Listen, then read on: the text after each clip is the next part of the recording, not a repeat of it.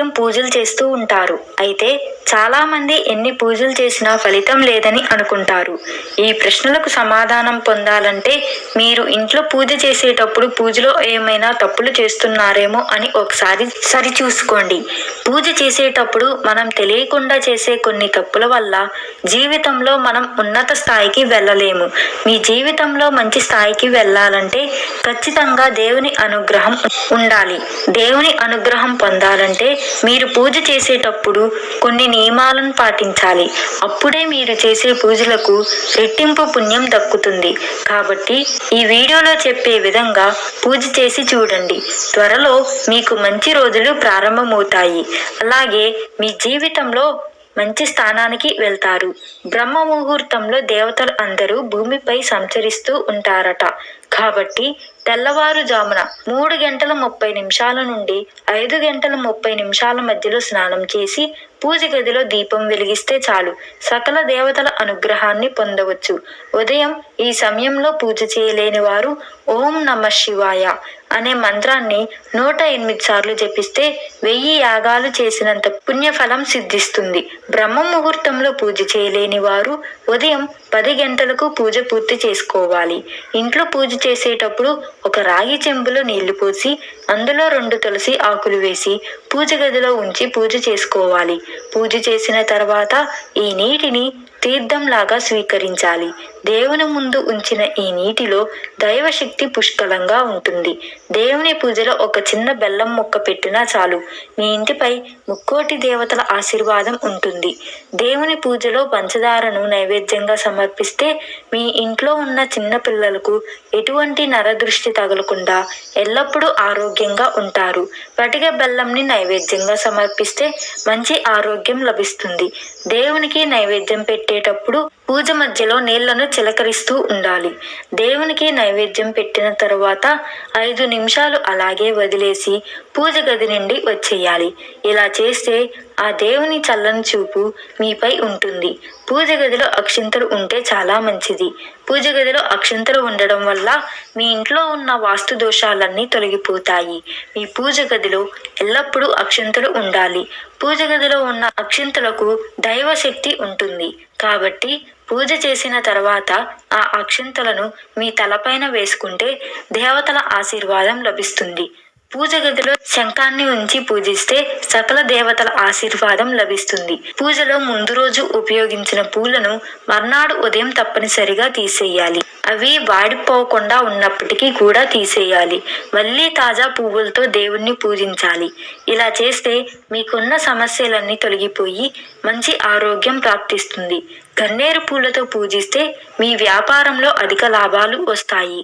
ముఖ్యంగా ఇంట్లో ఆడవాళ్ళు చేసే పూజ కన్నా మగవాళ్ళు చేసే పూజకే రెట్టింపు పుణ్య ఫలితం దక్కుతుందట. స్త్రీలు చేసే పూజలకి కేవలం తన సంతానానికి మాత్రమే పుణ్యం వరిస్తుందట. కాబట్టి కుటుంబం మొత్తానికి మంచి జరగాలంటే ఇంట్లో ఉన్న మగవారు పూజ గదిలో దీపం వెలిగిస్తే ఆ ఇంటికి అష్టైశ్వర్యాలు సిద్ధిస్తాయని పండితులు చెప్తున్నారు. మీ ఇంట్లో ఎల్లప్పుడూ డబ్బు ఉండాలంటే ఇంట్లో పూజ చేసిన తర్వాత ఓం శ్రీ లక్ష్మీ వాసుదేవాయ నమః అనే మంత్రాన్ని 3 సార్లు చదవాలి. ఈ మంత్రానికి ఉన్న శక్తి అంతులేనిది.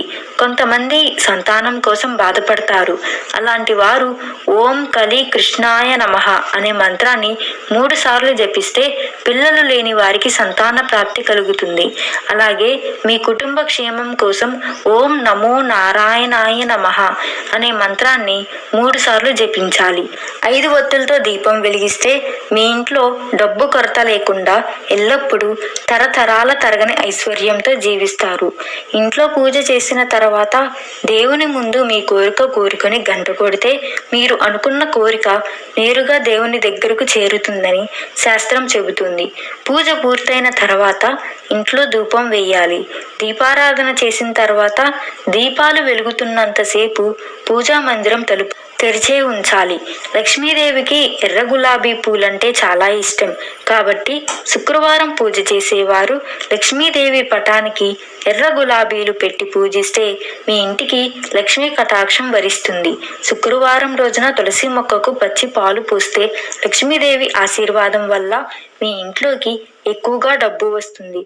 అన్ని రోజుల కంటే శుక్రవారం మరియు శనివారం చేసే పూజలకు చాలా శక్తి ఉంటుంది. భగవంతుడి ఆశీర్వాదాలు పొందాలనుకునేవారు ఈ 2 రోజుల్లో దేవునికి పూజలు చేస్తే మీ పూజకు రెట్టింపు పుణ్యాన్ని పొందవచ్చు. తద్వారా మీ ఇంటిపై దేవతల ఆశీర్వాదం ఉంటుంది.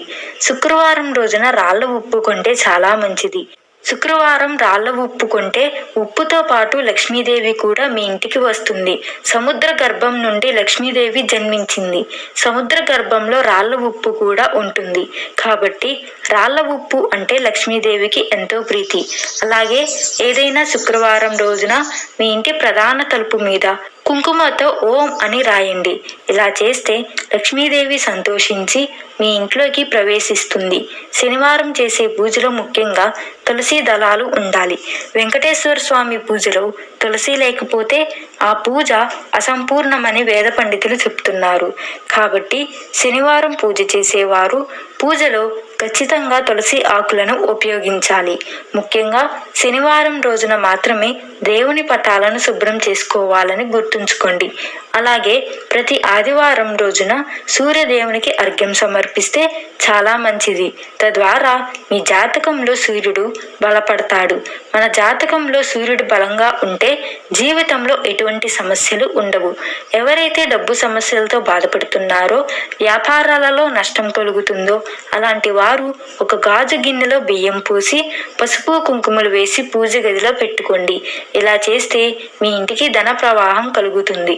నెలలో ఒక్కసారైనా సరే ఏదైనా దేవాలయానికి వెళ్ళి అక్కడ ఉన్న రావి చెట్టు కింద దీపం వెలిగించి రావి చెట్టుకి 3 ప్రదక్షిణాలు చెయ్యండి.